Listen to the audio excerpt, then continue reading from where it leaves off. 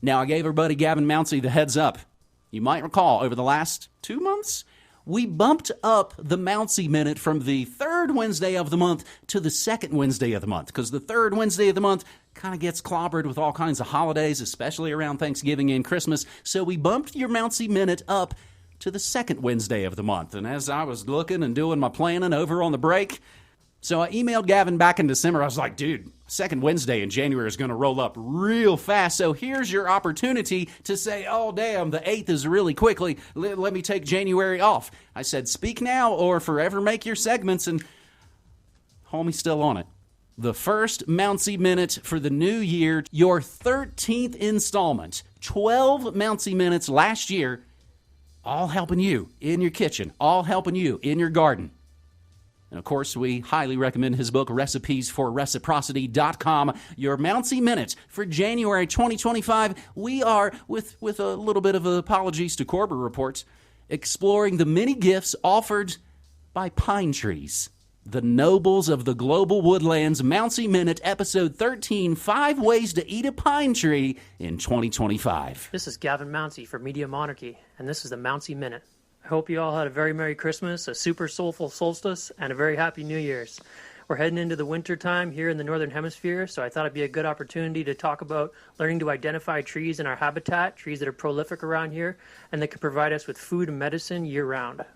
This month, we're going to be talking about 5 ways you can eat a pine tree in 2025. A couple of years ago, James Corbett did an excellent Solutions Watch titled How to Eat a Pine Tree, where he interviewed Michael Hoffman of Food Forest Abundance. So go check out that episode for some awesome information on the different parts of a pine tree that are edible, as well as how creating them as part of a food forest design can offer amazing abundance in the short and long term. If you head down to the comments section in the bottom of that Solutions Watch, you're going to find me doing a series of comments as I began my deep dive into researching pine's edible and medicinal properties over the last couple of years. Now, that culminated in an in-depth article I published recently, where you can check out on Substack, that offers even more elaborated information on the very powerful medicinal compounds that are present in pine species, as well as several other parts of the tree that are edible that most people don't know about. One of the cool things about families of trees like pine trees is that because they're so globally distributed, if you have ancestral roots in the Northern Hemisphere and you look back far enough, you're going to find that you had indigenous roots of your ancient ancestors that were taking these trees and using them to make medicine, had traditions that are connected to them in a time long before statist regimes had taken hold there. So ancient tree species like this have a way of connecting us to the land in a time before statist regimes. Learning to identify and connect with trees like pines in the same way that our ancestors did offers us a sacred reminder of a time before arbitrary lines were drawn in the sand by statists for ego and greed. Back in the era when many of our ancient ancestors knew these trees intimately and had a reciprocal relationship with them. Long before people were swearing allegiances to kings, queens, and flags, they were swearing allegiance to the living earth, recognizing our ancient kin, such as these nobles of the global woodlands that we know as pines, and the many gifts they share with us.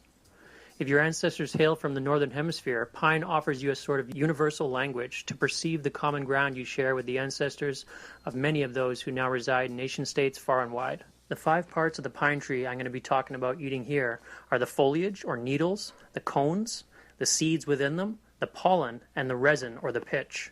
The cool thing about pine needles is you don't necessarily have to cut them off the tree, as many windstorms will blow down fresh foliage from the top even during the winter. So I take a walk in the woods and I pick up some pine needles.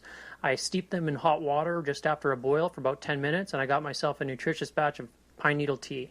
Pine needles contain a high amount of vitamin C, vitamin A, and a number of different compounds that are beneficial for the immune system, including shikimic acid, which has antiviral compounds, and it also helps prevent the mRNA injections from doing damage in the human body.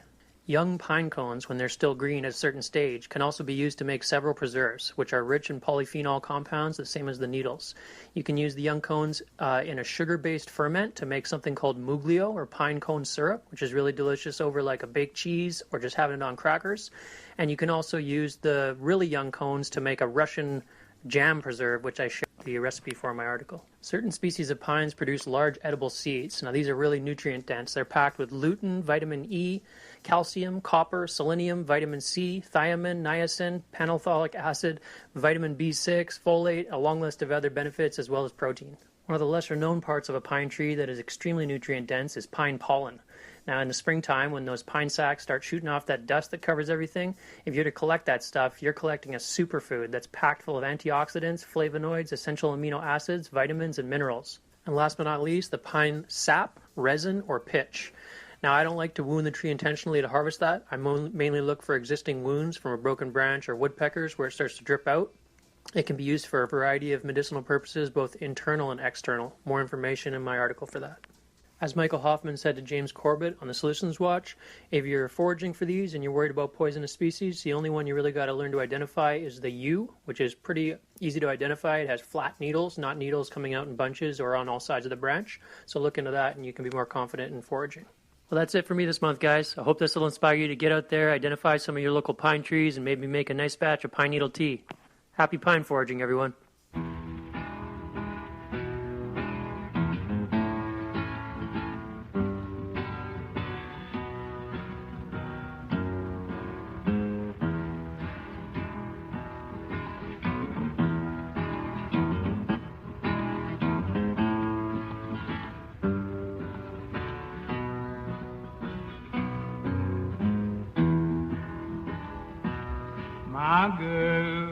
My girl, don't lie to me. Tell me, where did you sleep last night? Come on, tell me, baby. In the pines, where the sun don't ever shine. I bet you the whole night too. My girl, where will you go? I'm going where the cold wind blows. Where's that, baby? In the pines, where the sun don't ever shine. I bet you the whole night too.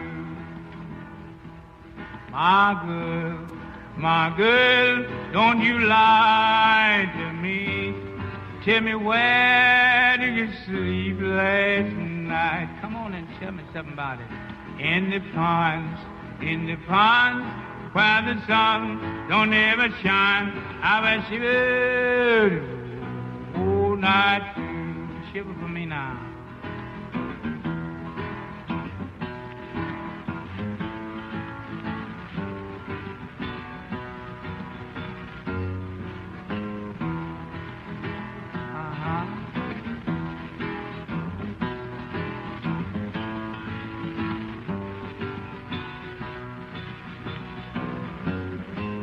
What happened down there? My husband was a hard working man, killed a mile and a half from here. What happened to him? His head was bound in a driver wheel, and his body ever never been found. My girl, don't you lie to me. Tell me, where did you sleep last night? Come on and tell me something about it. In the pines, where the sun don't ever shine. I bet you the whole night too.